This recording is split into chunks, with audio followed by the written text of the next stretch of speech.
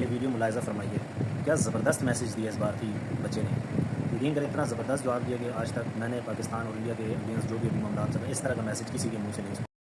पाकिस्तान जिंदाबाद। जिंदाबाद। शर्म नहीं आ रही? क्यों शर्म आएगी? पाकिस्तान को खत्म नहीं करना चाहिए। हाँ, नहीं करना चाहिए।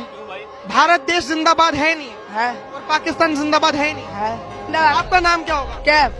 कैफ। पूरा नाम? कैफ मोहम्मद कैफ। कहाँ से हैं आप? हाँ, मैं बिहार से। बिहार से।